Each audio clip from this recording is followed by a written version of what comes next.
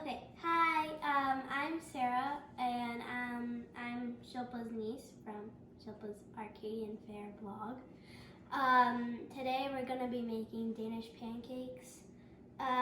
So you just, for me, I'm making the batter, so you just use your regular pancake mix. I'm using King Arthur's, which is really easy to make, and it's gluten-free, so yeah. I just open this first, just so that I have it ready. Yeah, so that's how much we're making. So you're just gonna mix the milk, just pour that, and the butter, so that you can mix it and make sure you don't get it dirty. And then just whisk it, and then add 2 large eggs, and the measurements for the butter was 4 tablespoons of butter. You can add 6 tablespoons if you really want it to be buttery, which could come in handy, but you don't really need that much if you don't want it. So you're just gonna whisk it and make sure it's fully mixed, because once you add the mix, it's pretty hard to go back again. So once it's fully mixed, you're just gonna add half the mix. So just cut it open and add what you think you can mix. I'm just gonna add that much and whisk that in with the mixture. It looks a bit weird at first, but it shouldn't. It can be clumpy, I guess, but it shouldn't be that bad. And just keep adding your mixture as you go along. If you want to sift your mix, you can, but I don't usually sift it. And make sure to scrape your sides so that you can get all of it. And then if at the end, if you want to beat in the batter, you can. I like whisking it, whisking it. And then it should become thicker and thicker. So just do that until it's really thick with all the mixture. Once you've added all your mix, make sure it's really thick, because you need your mix to be thick so that you can have the mold for the thing. So yeah, so it's starting to be really thick, which is good. And you just want to really mix it so that there are no clumps, because you shouldn't have clumps in your pancake mixture. Okay, once you're done whisking,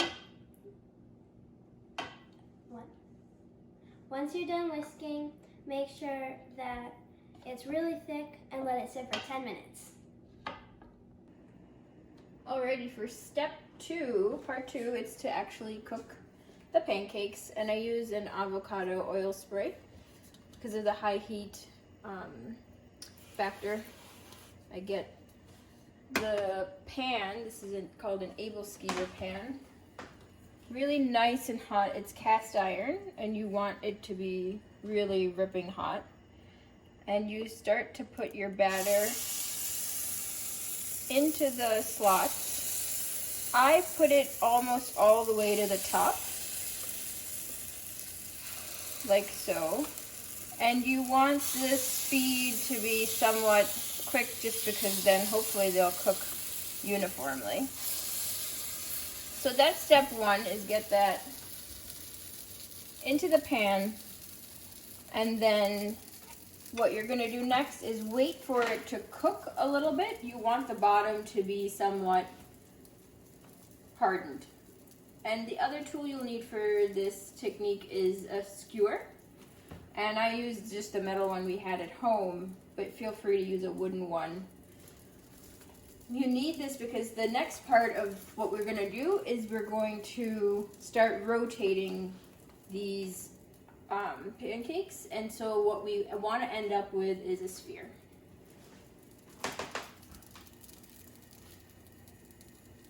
So this might take about a minute or more.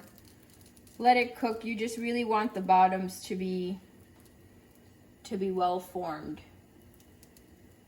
And you can test it a little bit, but it looks like it's still not done. So I always have a paper towel on hand just so I can wipe my skewer in between.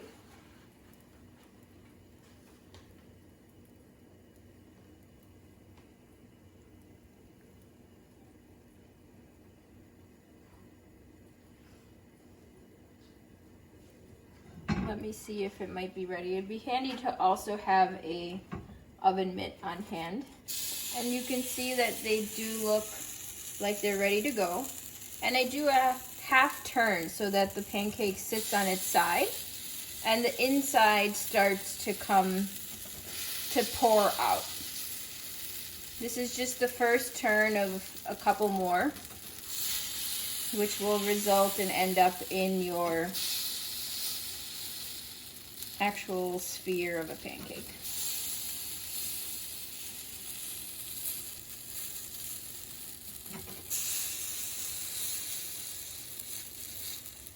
Okay. And what happens is by the time that you rotate all of them, you can start to then do another rotation.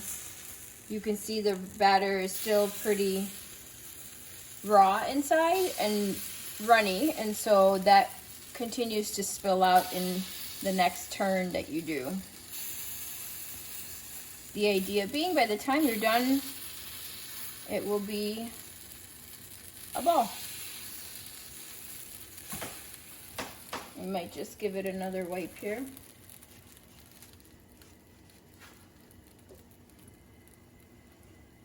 And for the final one, I usually tend to do it so that it's upside down. And the place that you started with is at the very top now.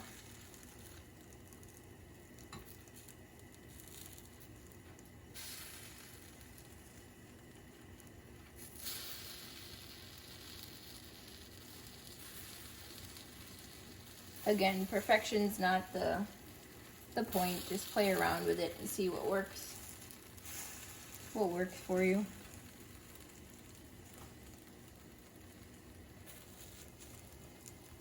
But by the end of it, we're nearly there.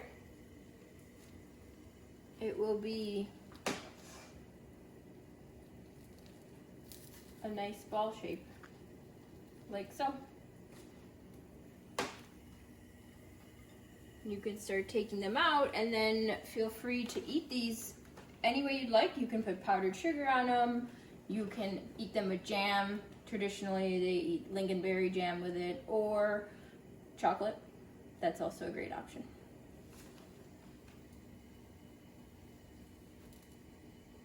Okay, so now it's the decorating step. Of course, you don't need to decorate it, but I love to just add the powdered sugar because you can't ever add too much sugar, in my opinion, you know, because I'm a child. So once you're done with that, just put that to the side and enjoy. And how is it? It's so good. Cheers to a successful school year. Yep. 5th grade, adios. Here we come, 6th grade. Bon appetit.